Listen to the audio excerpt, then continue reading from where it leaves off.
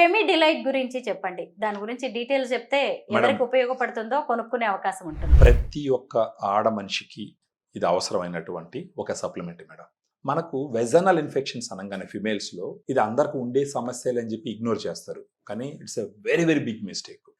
మామూలుగా vaginal infections వచ్చినప్పుడు ఏం చేస్తారంటే యాంటీబయాటిక్స్ వాడతారు, యాంటీ ఫంగల్స్ వాడతారు, వెజైనల్ వాషెస్ కూడా వాడతారు. అవి వాడినప్పుడు కంట్రోల్ అవుతుంది. మళ్ళీ దాని ఆపంగానే ఒక 15 రోజులకి మళ్ళీ ఇన్ఫెక్షన్ వస్తుంది. ఇప్పుడు వెజనల్ ఇన్ఫెక్షన్ వచ్చింది అనుకోండి, వైట్ డిశ్చార్జ్ కానీ, ఇచ్చింగ్ కానీ, యూరినేషన్ పోయినప్పుడు బర్నింగ్ సెన్సేషన్ కానీ, ఫౌల్ స్మెల్ కానీ వచ్చినప్పుడు ఏం చేస్తారంటే డాక్టర్స్ ఇమ్మీడియట్గా కంట్రోల్ చేయడానికి అక్యూట్ కండిషన్ని యాంటీ ఫంగల్స్ అవి వాడతారు. ఈ anti fungals, anti bacterials, vaginal washes bad బ్యాక్టీరియాని చంపుతాయి.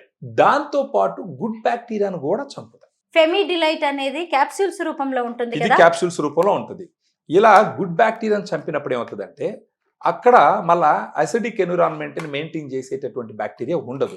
అందుకని మళ్ళా ఇవి anti bacterials, anti fungals, vaginal washes impact తగ్గిన వెంటనే మళ్ళా గ్రో అవుతుంటాయి. కానీ ఒకటి గుర్తుపెట్టుకోవాల్సింది ఏంటంటే anti bacterial, anti fungal, vaginal వాషెస్తో పాటు కంపల్సరీ వాడవలసినటువంటి ప్రోడక్ట్ ఫెమి డిలైట్.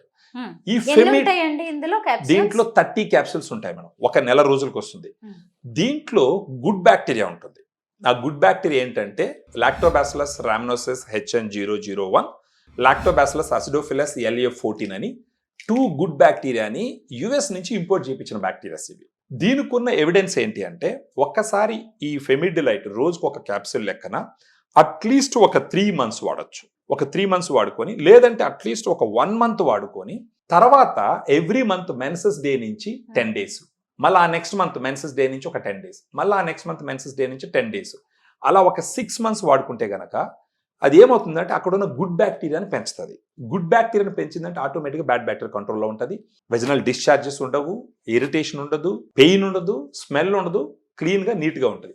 దాంతోపాటు ఇమ్యూనిటీని పెంచుతుంది. ఆ ఇమ్యూనిటీ పెరిగిందంటే అంటే వ్యాధి నిరోధక శక్తి అంటాం. వ్యాధి నిరోధక శక్తి బాడీకి పెంచుతుంది. బాడీకి పెంచిందంటే ఆటోమేటిక్గా బాడీ కూడా ఈ బ్యాడ్ బ్యాక్టీరియాకి అగనెస్ట్గా పనిచేసి వాటిని కంట్రోల్ చేసే అవకాశం ఉంటుంది. మళ్ళీ మరొక బెనిఫిట్ ఏంటంటే ఫెమి డిలైట్ వల్ల కొంచెం బాగా వెయిట్ ఉన్నారనుకోండి, కొలెస్ట్రాల్ ఉన్నదనుకోండి ఆడవాళ్ళలో, వాళ్ళలో కొలెస్ట్రాల్ శాతాన్ని కూడా తగ్గిస్తుంది. ఇదేం చేస్తుంది అంటే బైల్ యాసిడ్ని బయట పంపించేస్తుంది ఈ గుడ్ బ్యాక్టీరియా. అప్పుడు ఫర్దర్గా మళ్ళీ బైల్ ప్రొడ్యూస్ అవడానికి కొలెస్ట్రాల్ను వాడుకుంటుంది అనమాట. ఆ విధంగా కొలెస్ట్రాల్ని కూడా తగ్గిస్తుంది.